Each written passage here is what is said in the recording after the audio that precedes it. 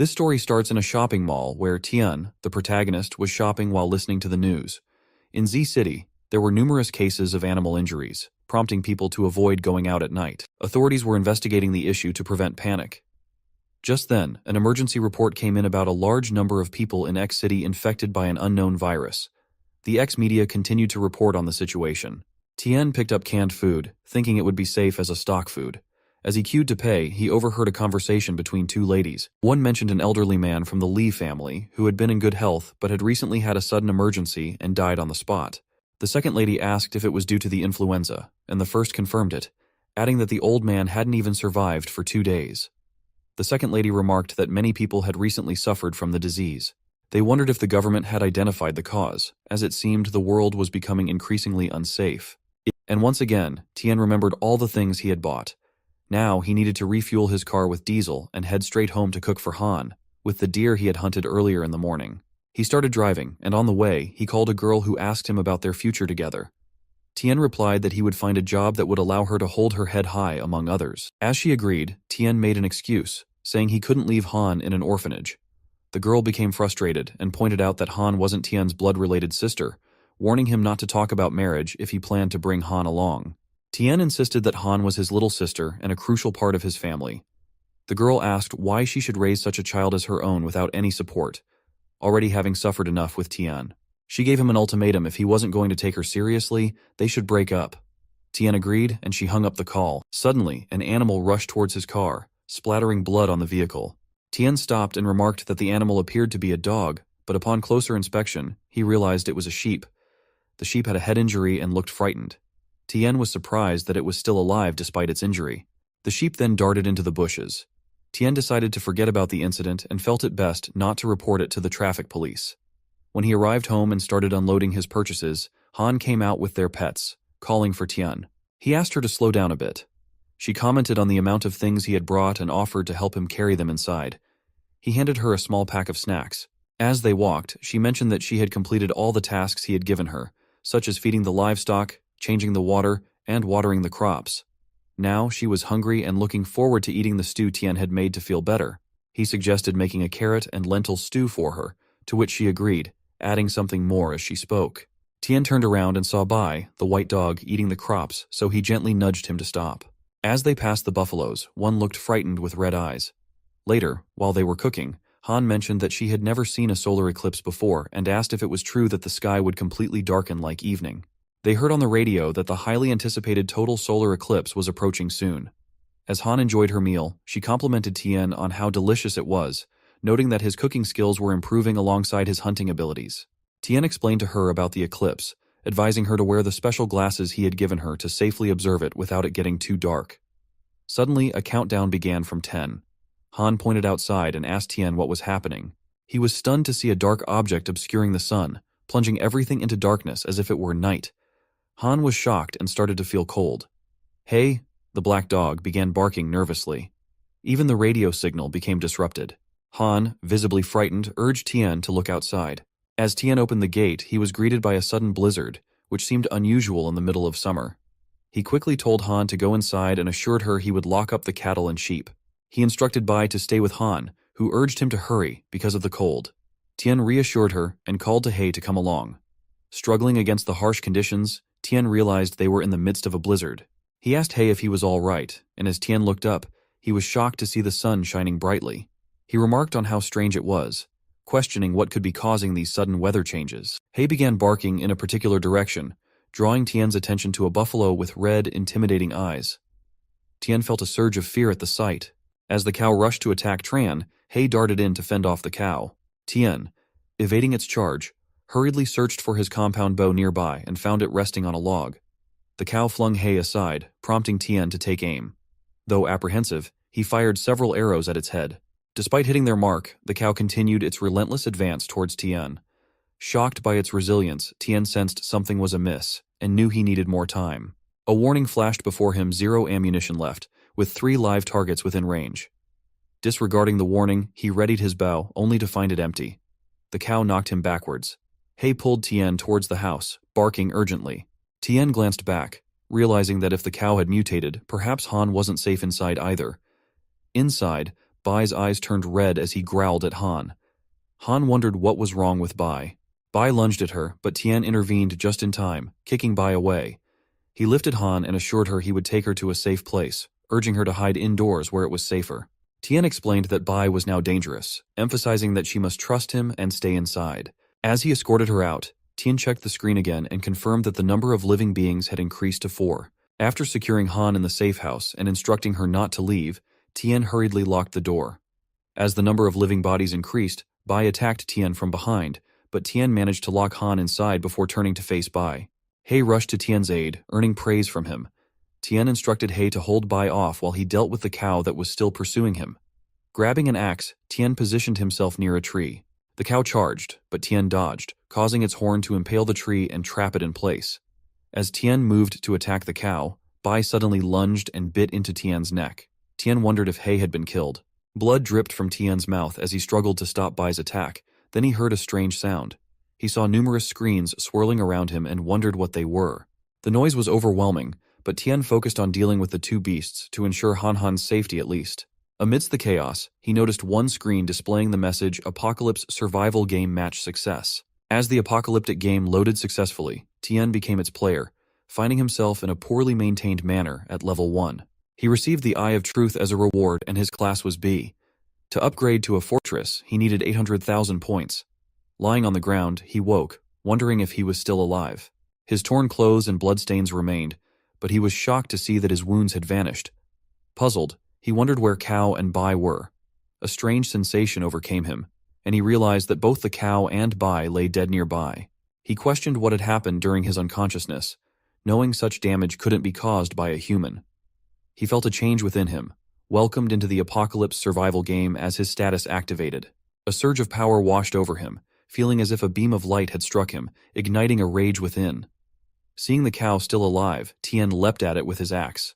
He pushed aside thoughts of his recent experiences, pondering his newfound abilities, including wound healing and the strange explosion he had witnessed. As Tian processed the situation, it became increasingly clear that this was more than just a game.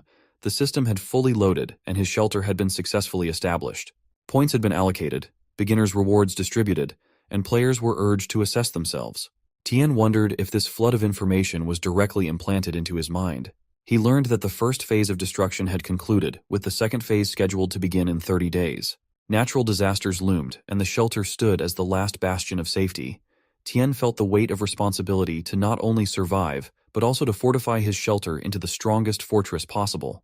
The first phase had already poisoned the land humans relied upon for survival, leaving him anxious about what the second phase would bring.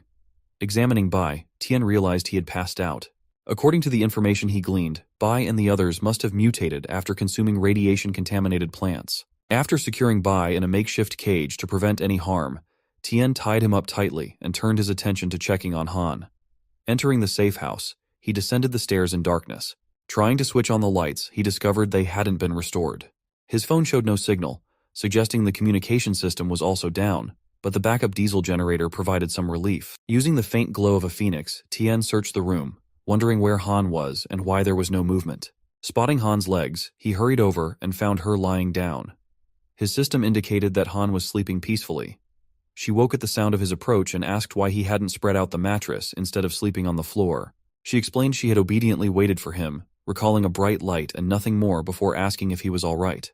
He reassured her that everything was under control and there was no need to worry. Han inquired about Bai's whereabouts, to which Tian explained that Bai was injured and unavailable for the time being. He suggested she rest a while longer while he attended to matters. Han agreed and drifted back to sleep. As she slept, Tian pondered the absence of mutant domestic animals and wondered how this system differed from online games. Upon further investigation, he discovered a starting bonus that seemed somewhat familiar. However, it was disappointing as he had hoped for weapons or skills, but instead found that he needed another 999 points to start the game. Staring at the screen, he noticed a question mark in one corner and wondered about its significance. It appeared that the primary currency of this system was points, and he recalled the seed he had planted in the poisoned land. Realizing its high cost, he knew he couldn't afford it at the moment. He resolved to check the stockpile of supplies at home, knowing that those in direct contact with the ground had already been contaminated in various ways. As the network disconnected, Tian realized it might take some time to recover, and he doubted the situation outside was promising. Contemplating the polluted sources around him, He knew he had to address them soon. Looking outside, he opened a door in the safe house and found an array of guns neatly arranged. Starting the diesel generator, Tien loaded a pistol and placed a walkie-talkie near Han before leaving. Driving his car at high speed, he inadvertently attracted numerous mutated animals toward him and resolved to deal with them quickly.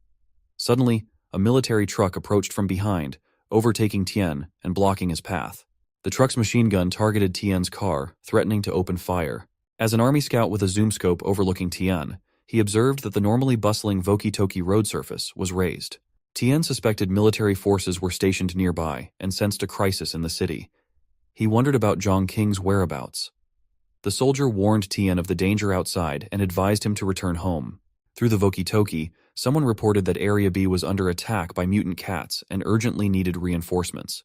Tien explained to the soldier that he had left home due to lack of supplies and asked about the current city situation. The soldier directed him to the designated government supply point and emphasized the city's unsafe conditions, urging Tien to return home promptly. Tien agreed, and the soldier departed. As a military aircraft flew overhead, Tien contemplated the presence of mutant creatures. Despite his recent split with Zhonglin, he couldn't ignore the post-apocalyptic world and resolved to check on her during his journey. As he entered the city, Tien encountered widespread destruction. People spoke of another looting incident on XX Street, and a female body had been discovered at pond number XX. Driving through, Tien noticed only police cars and ambulances remained active. He witnessed two men hurriedly loading an injured woman into an ambulance. She was on the brink of shock from severe blood loss. Another paramedic mentioned another case of lung damage due to food poisoning, urging readiness to administer an adrenaline shot. They discussed the shortage of cardiac stimulants due to high patient volumes, many infected by the same illness. Nearby, a distraught woman begged her infected husband not to fall asleep. They were almost at the hospital. He lamented the lack of available beds and the overwhelmed emergency hotline. Tien concluded that the healthcare system was struggling to cope, exacerbated by the effects of radiation leaks from the nearby plants. Tien wondered if he could manage to get his hands on enough supplies to successfully survive the game. The police were instructing citizens that the location was a government-designated emergency supply procurement site. They emphasized the need for everyone to follow the rules, form orderly queues, and avoid rushing. Each person had a purchase limit: 5 jins of rice, 5 jins of flour, and 1 jin of vegetables, verified with a valid ID. Arguments erupted as people fought over their place in line. One person insisted they had been waiting for 5 hours and deserved to be served first, while another claimed the spot was originally theirs before a restroom break. Tensions escalated, especially when someone purported to be the general manager of a local corporation, leading to confrontations with others in line. Some were even forcibly removed. Meanwhile, on the fringes, a young girl cried to her mother for food. Tien witnessed 2 people fighting over a scarce resource, each claiming they had reached it first, while a frantic rush for supplies continued among the crowd. As Tien contemplated his girlfriend's rented apartment just around the corner, a speeding car narrowly missed him as he was about to turn. The car screeched to a halt, and a man emerged, knocking on Tien's window to inquire if he had come from the procurement site and what he was looking for. He had noticed Tien wandering around the department store market. The man tried to offer various fruits and vegetables: watermelon, cucumber, pumpkin, tomatoes, but Tien challenged him, saying he would only buy if the man dared to take a bite first. The man hesitated, asking why Tien didn't trust him and insisting that he hadn't seen anything to buy himself. Tien, frustrated, told him to leave. The man questioned why Tien was being confrontational, asserting he was a law-abiding citizen. Tien then showed a gun, causing the man to recoil in fear, urging Tien to talk things out and emphasizing his compliance with the law. Tien sternly warned the man that if he caught him conducting such heartless business again, he wouldn't hesitate to shoot him with no repercussions. The man agreed nervously, retrieving his things and reflecting on the tough spot he found himself in. He quickly got into his car and left. Tien proceeded to his girlfriend's apartment building. Climbing the stairs, he arrived at Zhang's door and knocked, calling out to her. With no answer, he began to worry if she was even home. Retrieving the spare key from under the doormat, he unlocked the door and entered. Inside, Tien was shocked to find the typically neat room in disarray. Contaminated fruits and medicine boxes were scattered around. Among them, he recognized Tianrun's antibiotics, a product known for its terrible reputation from a local pharmaceutical company. He wondered why Zhang had bought such things. Noticing no signs of blood or accidental poisoning, Tien realized the place had been ransacked, but not in Zhang's usual meticulous manner. There were no signs of forced entry either. Everything seemed deliberately disturbed. In the chaotic world outside, Tien pondered where she could possibly have gone. The scene shifts to the outskirts of the city, where a poorly managed manor serves as a makeshift guest house. It's rated at level 1 shelter grade, offering basic amenities. The level 1 shelter skill reward is the Eye of Truth, allowing the host to see detailed information about objects and creatures. Additionally, the privileges include a remote control shelter system that provides real-time updates on shelter status and inventory, accessible even when the player is away.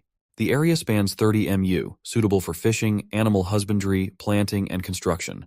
Reflecting on his situation, Tien realizes he's currently at a loss. He resides in a dilapidated level 1 greenhouse and resolves to earn enough points to upgrade farm equipment without neglecting anti-radiation measures. As he toils in the fields, Han arrives and excitedly announces that the seeds have sprouted.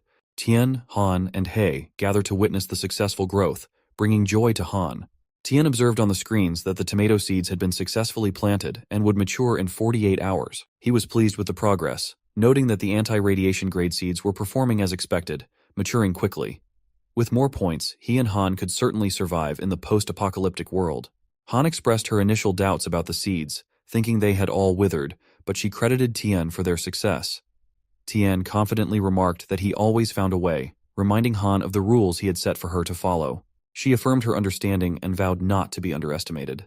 Han reiterated the rules: only consume food approved by Tien, not leave the farm without permission, report any unusual animals, and keep an eye on Hei to prevent him from eating indiscriminately. Tien instructed Hei to listen as well. Recognizing that the anti-radiation crops were ripe, Tien resolved to harvest them promptly. He discovered that the harvest was bountiful, especially with the radiation-resistant tomatoes proving to be nutritious. Long-term consumption promised to enhance overall health, with a storage life of 30 days. Tien pondered whether they could also improve physical fitness and eagerly tasted one. Instantly, he felt a comforting warmth spread throughout his body, alleviating the fatigue from days of hard work. In this food-scarce post-apocalyptic world, the upgraded crops not only provided sustenance, but also seemed to offer attribute bonuses. Tien mused over the idea of becoming a full-fledged farm owner within this system. Unlocking permissions, purchasing from the mall, and upgrading shelters all relied on accumulating points, which were obtained primarily through the exchange system. This system facilitated the recycling of crops, livestock meat, and minerals, each graded differently and priced accordingly, were the supreme god tier. Exchanged for the highest points, these were top-tier crops, god-tier powerful crops that fetched significant points. Ancient medical-grade specialized crops known for their medicinal properties. Anti-radiation grade crops specifically designed to thrive in radiation-affected environments. Tien realized that mastering this exchange system would be crucial for their survival and growth in the harsh new world they found themselves in. Tien learned about the point system for different grades of crops were level 1, anti-radiation grade crops 1 kilga or year 1 point. Level 2, ancient medical grade crops 1 kilga 100 points. Level 3, god tier powerful crops 1 kilga 1000 points. Level 4, supreme god tier enhanced crops 1 kilga 100,000 points. This exchange system provided a comprehensive service from supply and sales to recycling, making it a vital tool for transforming the farm into a top-tier military base if enough points were accumulated. Tien eagerly anticipated this transformation. Reflecting on the anti-radiation grade crops, Tien considered the potential of the 3 higher grades, each promising even more significant effects. Excited, he decided to inspect the harvest of the ancient medicinal grade crops. Observing the carrots, he confirmed their 10% maturity rate as expected for ancient medicinal grade crops. Further investigation revealed that these carrots were at 100% maturity. They were capable of clearing all negative effects, such as poison, illness, and irreversible damage caused by negative effects. Remarkably, they could be stored indefinitely. Tien recognized the immense potential these crops held for their survival and future endeavors in the challenging world they now navigated. Tien marveled at the newfound security of having the ancient medicinal grade crops, knowing they no longer needed to worry about medical treatment. Turning his attention to the recycling interface, he decided to sell 70% of the harvested crops for points and kept the remaining 30% as reserves in his backpack. Confirming the recycling of 200 kilos of radiation-resistant crops, Tien received 2,000 points and found that 3 ancient medicinal grade crops were stored in the warehouse. Pleased with the outcome, he now had 30 gins of anti-radiation grade crops safely stored. To his surprise, Tien was congratulated for completing his first recycling task and achieved the title of Master of Recycling, earning a reward, a smart working robot of the agricultural type. As the robot appeared in his palm and waved, Tien couldn't help but feel skeptical about its usefulness, given its small size. He wondered about the achievement system, suspecting it might lead to more rewards and useful items. Yet, he couldn't shake the feeling that the robot was staring at him in an oddly unsettling way. As the robot swiftly began cutting the crops, Tien was astonished, wondering how it seemed to anticipate his thoughts. Could it be that his consciousness was somehow linked to the system, enabling direct commands to the robot from his mind? He marveled at its capabilities, realizing even a farming robot could be so advanced. Thoughts of earning enough points to exchange for a combat robot crossed his mind, considering how it could ensure Han's safety conveniently. Excited by their successful crop germination, Tien called Han for a meal, asking her to stop watching cartoons. They enjoyed big chicken legs together that day, celebrating their agricultural success. Han, though happy, reminded Tien of their need to be more frugal with food. Hei, their companion, also eagerly joined in the meal. Tien assured Han they could resume planting and use some of their stored food. He then warned her that if anyone discovered their food supplies, she would be forbidden from eating for 3 days. Han agreed, promising to keep their provisions secret. Tien suggested they eat, knowing Han must be tired of instant noodles after 2 days. He gave the first chicken leg to Hei, thanking him for protecting both Tien and Han. Han affectionately hugged Hei, calling him the best, before letting him go and wondering how Bai was feeling. Tien reassured her that Bai was still recovering from serious injuries and wouldn't be able to see her for a while, but promised they would play together once he was better. Han agreed and promised not to disturb Bai in the attic. Suddenly, Tien noticed a warning indicating someone was attempting to invade. He quickly accessed the monitoring screen and discovered the intruder was an unarmed 42-year-old male with a threat level of 3. To his surprise, he realized it was Uncle Nan. Tien wondered how Nan had ended up there under these circumstances. Tien stepped outside and approached Nan, questioning why he had come. Nan, smoking a cigarette, exhaled slowly before acknowledging Tien as boss. He explained his dire situation, requesting help and inquiring if Tien's farm had any surplus food. Nan had no other options. His home had been ransacked, his stored food stolen, and market prices were exorbitant due to shortages. Tien apologized, revealing that his own food stores had been depleted, worsened by a recent crop failure due to mutation. Despite this, Tien offered what little rations he could spare, expressing gratitude to Nan for looking after his family. Nan, crestfallen, admitted he had already approached many relatives, all unable to assist him. Tien then handed Nan a pack of cup noodles, urging him to explore other options first. Nan thanked him profusely, to which Tien wished him luck. Nan, resigned to their unfortunate circumstances, departed. Tien estimated that the food would last Nan about 5 days, considering it wasn't much. In uncertain times like these, human intentions were unpredictable, prompting Tien to stay cautious. He decided to check on Nan that night, realizing he didn't need the common vegetables stored in the freezer. At nightfall, Tien, accompanied by Han, quietly approached Nan's house, each bringing their own snacks. Suddenly, they heard Xiao scream. Nan hushed Tien, warning him not to startle Xiao. Xiao continued coughing up blood, his condition worsening by the moment. Emotionally distraught, Nan questioned why Xiao's condition was deteriorating instead of improving. As Xiao continued to cough up blood, Tien and Han peered through the window, Han visibly frightened by the sight. Tien reassured her that everything would be fine, urging her not to look. Reflecting on Xiao's symptoms, Tien suspected Xiao had accidentally consumed irradiated vegetables, explaining the rapid deterioration. However, Tien questioned if Xiao, being the best candidate for experimentation, would survive this ordeal. Ultimately, Xiao's fate would hinge on luck. The window glass shattered as a pouch flew into Nan's house, startling both him and Xiao. Nan grew furious, demanding to know who threw it. Xiao urged caution and suggested they inspect the package. Reluctantly, Nan agreed, instructing Xiao to stay put while he investigated. Upon opening the pouch, Nan was shocked to find fresh vegetables and food inside. Overcome with emotion, Xiao expressed his desire to survive, willing to try anything even if it meant lying about his condition. Nan broke down, admitting even the hospital couldn't help Xiao, but he couldn't bear to watch him suffer without trying. Determined, Nan convinced Xiao to eat the food, urging him to chew carefully. Xiao screamed and coughed violently for a moment before suddenly stopping. Nan rejoiced at Xiao's apparent improvement. Meanwhile, Tien noticed a streetlight flickering back to life, indicating the return of electricity and potentially phone signal. He immediately called his girlfriend, Zhang, but she didn't answer despite the phone ringing. The scene shifted to a moving car where several men sat, one of their phones ringing. They pondered whose phone it was until the owner recognized it as Zhang's, suggesting they turn it off now that the signal was restored. One of them inquired about their food stash, relieved they had enough for a month. Pleased with their decision to follow their leader, they discussed their motives. The largest man silenced their questioning, emphasizing the importance of money and action. They all agreed. After the incident at Nan's house, Tian and Han hurried away in their car. Han remarked on the miraculous change she witnessed in Xiao, how he had been vomiting blood before eating the carrot, but soon recovered, his pallor shifting from gray to blue. Tian noted Han's vivid descriptions, reminiscent of her love for animations. Suddenly, an animal attacked their car from above. Tian spotted it, a monkey with menacing claws peering through the window. He instructed Han to stay calm and hold tight. She nodded fearfully, complying with his request. Tian maneuvered the car in a serpentine motion, attempting to dislodge the monkey.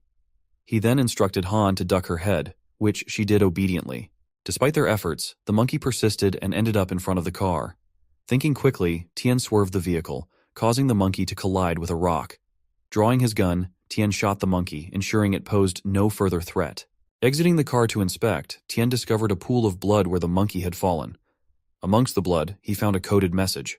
Perplexed, he wondered where it could have come from, as there were no nearby breeding farms or zoos. Tian's thoughts returned to the dire state of the city as he drove home. He instructed Han to relax and watch her animation, explaining that he had some matters to attend to. Agreeing, she departed, leaving Tian to confront Bai, still in his altered state. Donning gloves, Tian contemplated whether the ancient medicinal carrot could reverse the effects of radiation on Bai and restore his consciousness. Tentatively, he fed the carrot to Bai, hoping for a positive outcome. Bai growled loudly in response. Meanwhile, Han, engrossed in her cartoon, heard unsettling noises and grew concerned about Tian's prolonged absence. Rushing to find him, she entered the room where Tian and Bai were. Wanting to play a prank, she tapped Tian on the back, startling him. Relieved to see her, Tian asked if it was her. Han confirmed and teased him about being scared. However, their attention soon turned to Bai, lying motionless with blood around him.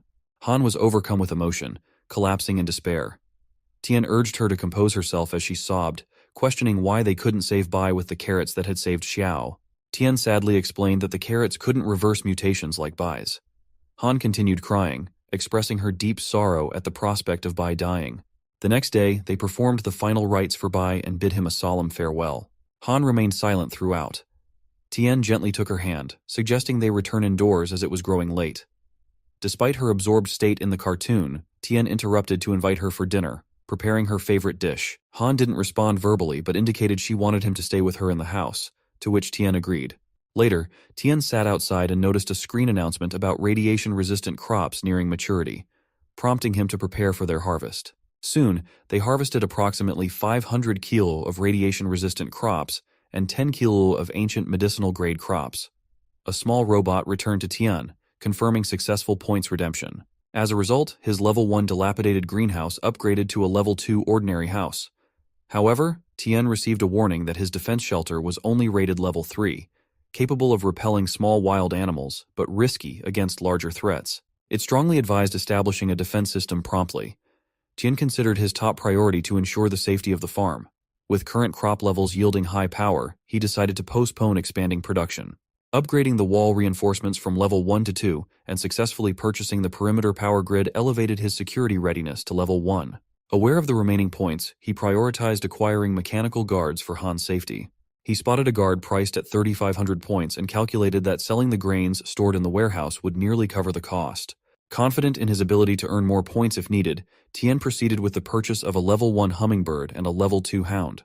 Observing the hummingbird in action, Tian marveled at its precision as it efficiently dispatched fallen leaves with bullets. With the air patrol spinner now available, Tian decided it was time to test the ground combat capabilities, directing the hound to demolish a rock. The hound utilized its beam attack to effortlessly demolish the rock, leaving Tian visibly relieved by the successful demonstration. He then brought Han over to meet the hound, explaining that it would accompany her and provide protection. Tian suggested naming it Bai, which deeply moved Han. Meanwhile, in a city building, a man reported to Liang Hani that they had successfully cleared up the out-of-control samples, with only the data from number 7 steadily increasing. He noted that it could now penetrate 5mm thick steel plates effortlessly. Liang inquired about the situation on the other side. The man replied that Ren was displeased with their failure to procure medical equipment donations, which could complicate matters if reported to the head office. Seated calmly, Liang dismissed Ren's concerns, referring to her as just a girl with limited influence. He assured the man that their activities were conducted discreetly, making it difficult for Ren to launch a successful investigation without knowing where to start. The man agreed, mentioning that the head office remained unaware of their operations. Liang instructed him to keep a close watch on Ren to prevent her from disrupting their business. With that, Liang left the room, contemplating the potential for a significant treasure awaiting discovery. The scene shifts to Ren, who was walking angrily, asking where Liang was. The lady apologized and said that Liang wasn't in the company at that time. Ren was making things very difficult for them, so he should wait. Just as Ren opened a door and asked Liang what was going on in his head, he mentioned that now the entire southern region's medical system was paralyzed. As a medical company, Liang should lead his staff to actively cooperate with the hospital, donate equipment and medicines, instead of being busy with animal experiments. Liang replied that it was the general manager's office and it wasn't appropriate for her to barge in like that. He was a businessman, and his purpose was to profit from everything. He didn't believe that day's medical treatments could do anything for that worldwide disease. Ren asked what disease it was. Liang replied that she was also a shareholder in the company and enjoyed dividends. Could she imagine how rewarding it would be if they could develop a solution? Ren asked if Liang's research had made any progress, noting that even the Yanhuan federal government hadn't developed any effective drugs yet. She mentioned that she would have to visit his lab. Liang replied that he was kidding, emphasizing that such developments couldn't happen so quickly. He suggested that if she could cooperate more and invest more manpower in the project, progress would be faster. Ren said that she would go to the lab later to check on the progress and ensure she could cooperate effectively with the project. Liang assured her she was welcome and had arranged personal escorts. Ren agreed to go. Liang saw her out. As Ren walked, a boy escorted her and mentioned that the technical team had found her time in the office too short to conduct a thorough scan, and accessing the secret laboratory entrance was likely not feasible at the moment. Ren commented that it was an old issue and asked if the boy had obtained a statement from the captured scientist. The boy denied this, explaining that they were blindfolded each time they entered and exited, but they did have key cards. Ren expressed her appreciation for the information. Then she gave a card and wondered where else could that be other than those places, and if the most dangerous place could also be the safest. She entered the laboratory and a man introduced himself as 2Z, in charge of accompanying and explaining everything to Ren. He offered to show her around, and Ren agreed, saying, "Let's go and check on the progress of the experimental subjects first." 2Z led her to see Subject 7, the only one in the experimental batch that hadn't gone berserk. Its power had increased tenfold, though it remained unstable and showed signs of aggressiveness, though not as brainlessly bloodthirsty as the failures. Suddenly, another man approached 2Z with bad news and whispered in his ear. 2Z was visibly shocked. The man explained they didn't know what had happened and asked 2Z to come and check. 2Z asked how this could have occurred. 2Z then apologized to Ren, explaining there was an emergency and he couldn't continue to accompany her. He assured her that a colleague would take over. Ren replied that it was fine, as it was just a routine check, and she would walk around for a while before leaving. The man expressed fear, stating that their actions were against the rules. Ren replied confidently, "We're all under surveillance coverage, so what is there to worry about? Just hurry, and don't delay. It seems important." 2Z agreed and assured her they would ensure her safety at all times before they departed. Ren was on a call with a boy through earbuds, telling him it was time to act. The boy was seated in a room with his laptop, confirming that the surveillance was covered. Ren instructed him to scan the place for their hideout. The boy asked her to check the northeast corner for a hollow in the wall or something that could be pressed. She found it and pressed it.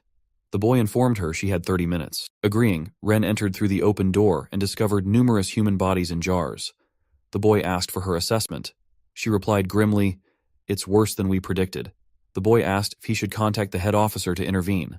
She declined, asking him to wait. As she examined further, she saw a mermaid and asked Ren if she recognized the name, revealing it was Zhong, Tian's girlfriend.